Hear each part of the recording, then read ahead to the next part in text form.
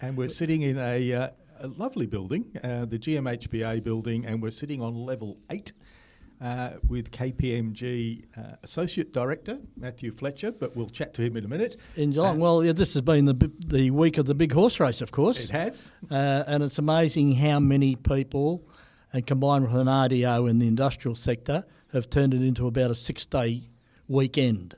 And it's very noticeable out there. And not that I agree with all of that, because our retailers and our small businesses are suffering at the moment.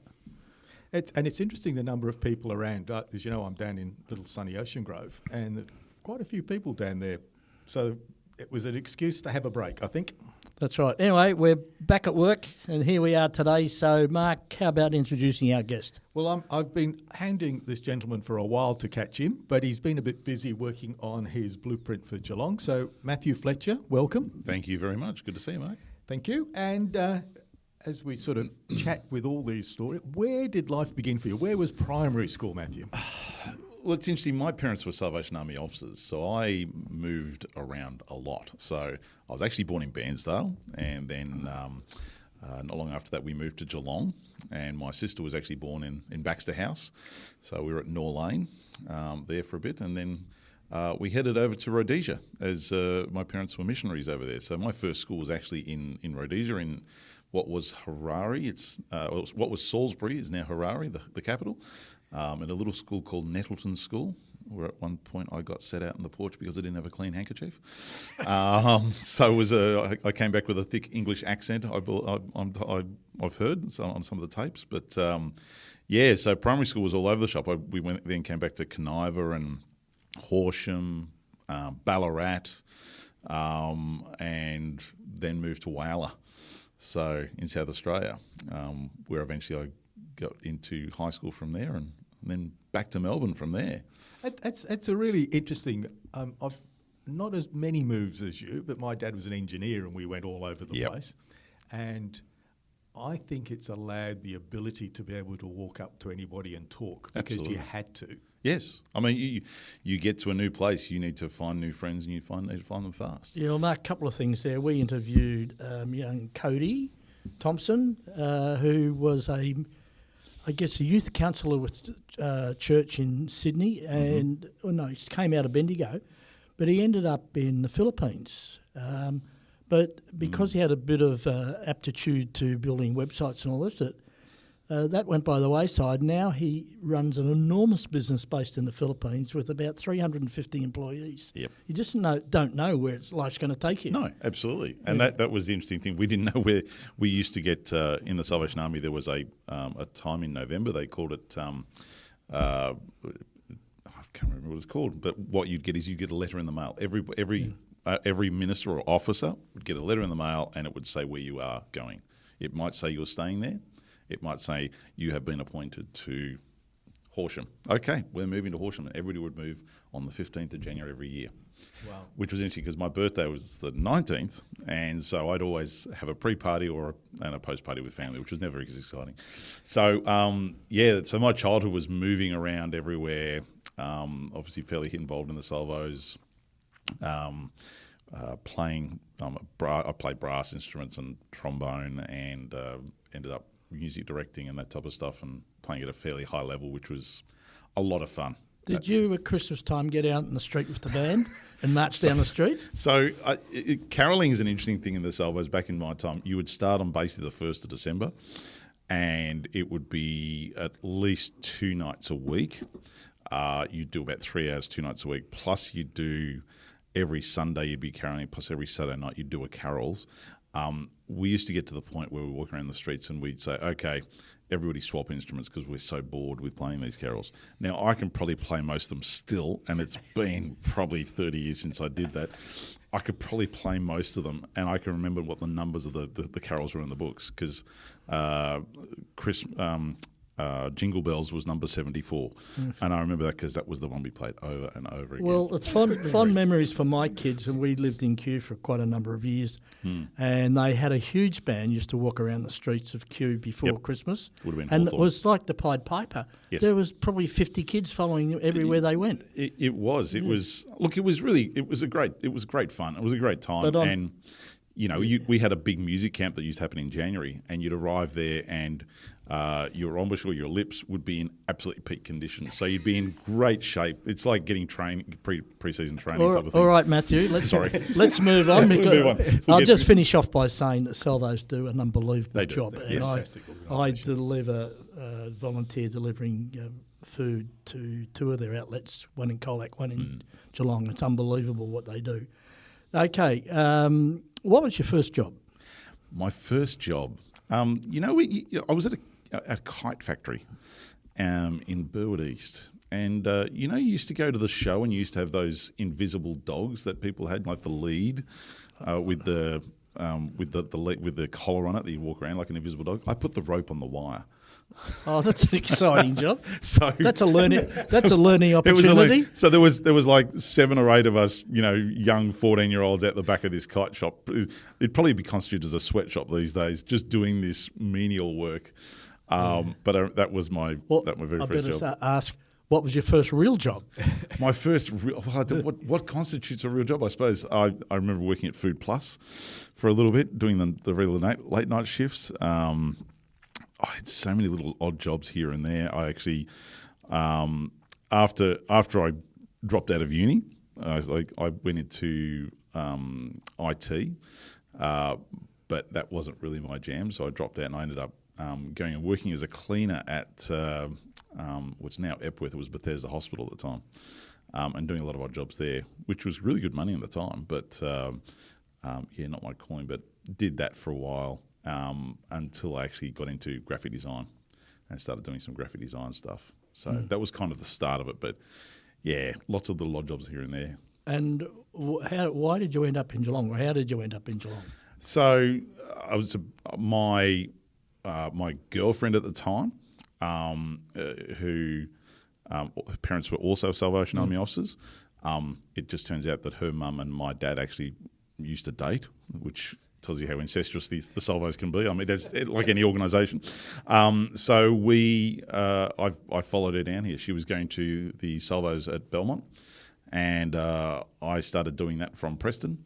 And then eventually she moved down, and then her sister moved down, and then her brother and I actually moved in together in Belmont. So 28 years ago. So what was your job down here then? Down here then, I was actually working. I wasn't actually working in Geelong. I was working up in Melbourne at. What was I doing? I think I was working at an industrial cable manufacturer up in Melbourne. I started in their external sales team, and then I actually started to handle their IT help desk and their. I was doing a fair bit of graphic design for them as well, so their comms stuff. So that's where that's where I was at that point. So flicking through your LinkedIn profile, which doesn't start that, but and has quite a few different. Yeah. And I like the variety. So is that because you liked challenges and kept moving, or what drove you to? Well, it turns out that I've got ADHD, and I didn't quite realise this until only just very recently, actually. But my parents actually had me diagnosed very, very early, 40 years ago or something, when nobody knew what it meant. But I was always looking at that next challenge, going, "What's next?" I don't think I've ever had a career design mentality where I'm going to be, this or that. I mean, I did work experience in Malice and Stephen Jacques as in a law firm. I certainly considered that for a bit, but then moved schools. I then did work experience at Siemens Technology and putting the big old reels onto the onto the computers. But it's really been opportunistic to a large extent. Even in the graphic design stuff, I was doing some stuff with a friend. I got into the Mac computers that he had and thought, this is fantastic, being able to design and to do a newsletter, which I was doing for our youth group back then in the Salvos. And one of them said, well, why don't you come and do some work in the sector? So I actually initially went and did a print pre-press apprenticeship for about 6 months, which was 13-hour days where I'd have about 5 minutes of work. So the most boring job you can imagine. But then actually did some graphic design training in St Kilda Road with a good guy who actually taught me what I needed to know and helped me start my first business while my sister paid my rent, my dad paid my bills, just having a go at it, realising actually I'm No, and I failed on that one. Did have a couple of goes at that, so I've got 3 successful failures in business. Learned a lot, which is the key. We learn and move forward. We all have some. Let's leapfrog. Please. Let's leapfrog into today. And now you're sitting here in the offices of KPMG, and you are an associate director here. Yep. One of the questions I have is, why has KPMG come to Geelong? Because it's it's full of large, smaller firms. But I think you would be the first of the big boys to actually locate in Geelong. Yeah, absolutely. Look, I think the thing is, within KPMG, there is a structure where we actually have what we call the enterprise division.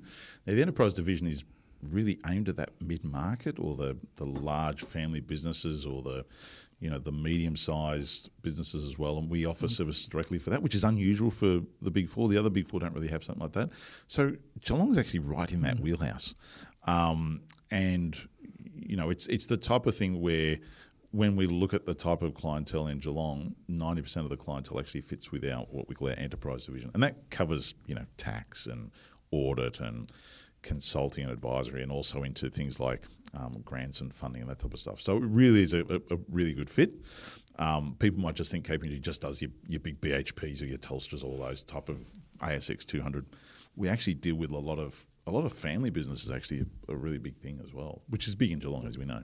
Yeah. So what led you into KPMG? Where's the link, well, the dotted line? I suppose. Look, if I go back a bit, I actually I was working at my church at one point, running a communications and media team there. I started with 2 people as volunteers, and that ended up, when I left, I had 55 volunteers in my team. So I learned very quickly how to actually build and lead a team. I'm usually in the hard way, and which actually became a real passion of mine. From there, somebody actually convinced me to go and sit down with Senator Steve Fielding. He said, I need someone. So I ended up getting into politics and did that, then came home and worked in Geelong for about a year, then was asked to go back to do politics again. From there, I went into consulting in government grants, and that's where the connection to KPMG came, because that was my client and my competitor at the same time. Yep. So after I left that firm, I had a bit of a hiatus at NDIS, which was a bit of fun. But I had a call from someone who used to work a lot with at KPMG, and they said, we're opening a Geelong office. And I said, that's nice. Would you like some phone numbers? And they said, no, come and work for us. I was like, okay. So, get the chance to help to build something from the ground up, which is a lot of fun. And it might be weird, but I like actually growing a market, which is very different from growing a business. But it's sometimes just as harrowing or less harrowing. I don't know. It's a lot of fun. Well, that's interesting, because remember, Mark, we interviewed my niece actually from Sydney, who was the CEO of Ray White Property in Australia, and she made the comment to us that when I asked her about their presence in Geelong, and she said, "Well, we really don't have one," but she said Geelong's actually made up of mainly independent real estate agents. And I think if you look around the accounting profession in Geelong, it's exactly the same thing, isn't it? And that's why I referred to you being the first. Yeah, and look, I don't think we're not coming here to necessarily take that business away from. I mean, I think the thing we see is that there's lots of really good accounting businesses out there, but we're a different type of business in the sense that we can offer a lot more than. It's a different level, and so what we look at is a lot of the other, organisations that are coming in, Big Fours and that type of stuff that people might be using. People might be going to Melbourne for stuff. You can now access that in Geelong. We've got a local team, local clients. The other aspect that came up the other day when the blueprint was launched, which we'll chat about in a minute, was the number of KPMG folk that live in Geelong but work in Melbourne, and now don't have to travel to Melbourne. So, and that's a really key thing. I think the thing is, really important. If we go back, even 5 years, if we go back pre-COVID, most of the time you set up an office, and Ray White would be another example. You set up an office because only there was a market opportunity, and it was predominantly for that, and then you figured out the staffing later. These days, I think it's more and more about the fact that, well, where are our staff? How do we ensure we can keep our staff? Because as we know, there's a labour shortage. And keeping good staff is a really, really key thing. So having an office locally in an area where, we have over 50 people that live in Geelong I think it's actually more. We haven't really done exactly the numbers. Plus, everybody in Western Melbourne prefers to come to Geelong than they do to go into the Melbourne CBD if they can. So it makes sense on both angles. This is definitely a business angle. Yeah. But there's also an angle of, hey, how do we support our team, our employees? And who would want to live in Melbourne? That's a very, very good question. Had to go up there for a funeral the other day, and of course I lived there for a bloody damn long time. Yeah. And I just couldn't believe the traffic trying to get off the tunnel just to get to a church in Richmond. Right? I was frustrated, put it that way. Well, I mean, if 10 years ago everybody's next career move was Melbourne, we're actually getting to the point now we can potentially have those capital city careers here, and that's one of the things we're looking to do as well. So what sort of services are you offering the business folk of Geelong? So definitely your business tax advisory, audit advisory as well. We have a wide range of advisory that in terms of things like working around the ESG or environmental social governance, which is a big and growing topic that people don't understand. It's probably, yesterday was the time to know about it. IT, we have such a widespread of available services that we can use here, but we also have access to a global network. I mean, if you need a global expert for something specific, I might have someone in Canada that we can bring into that conversation. That's very, very hard to find elsewhere. So, but yeah, it's all of those services. For me, it's let's have a conversation. What are the things that are giving you problems? So we'll come to your blueprint in a tick, but one of the other things, and I think probably the first or second place that I met you was Entrepreneurs Geelong. Yep. What got you to start that up?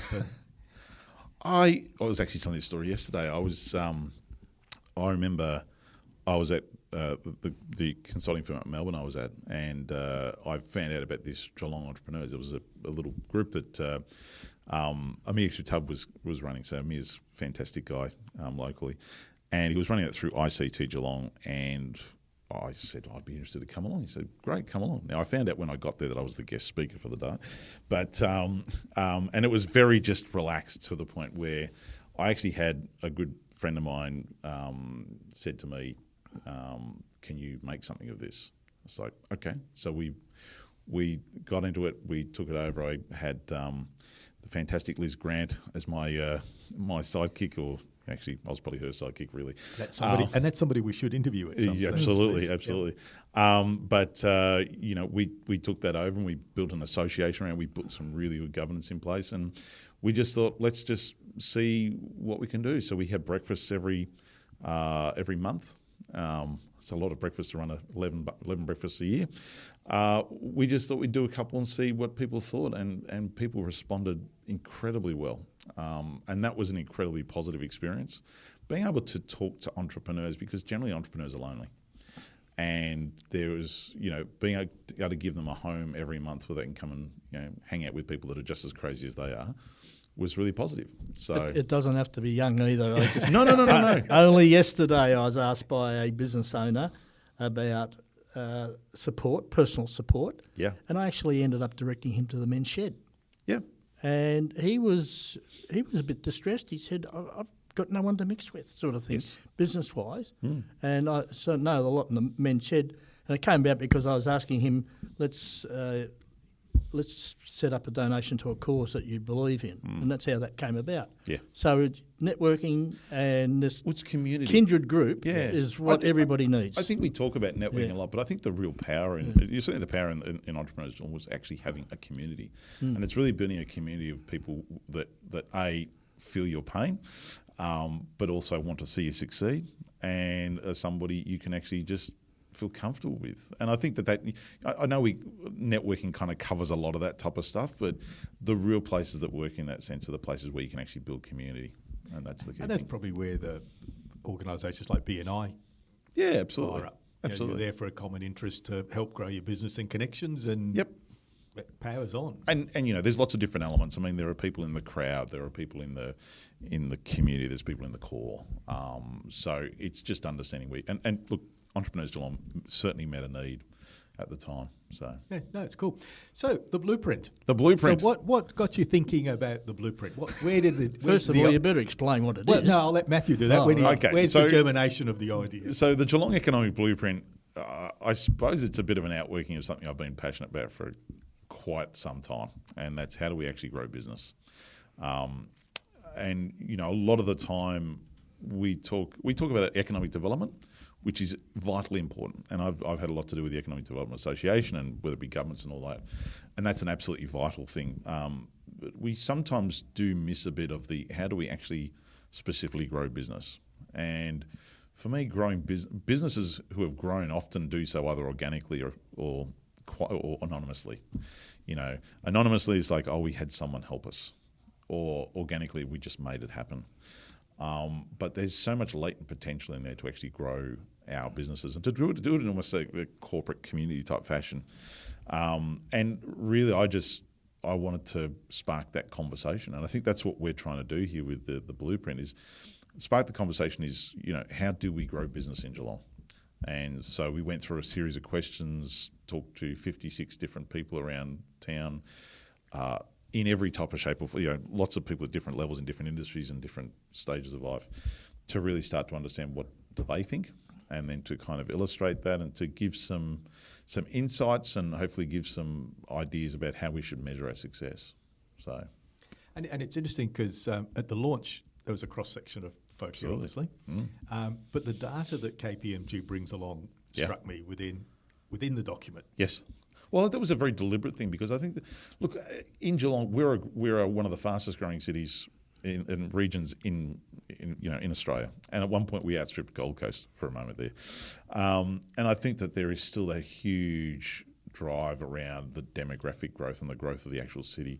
A lot of the time we hear the demographics talking about just the growth itself, or the population growth, or maybe even the growth in households or development as such.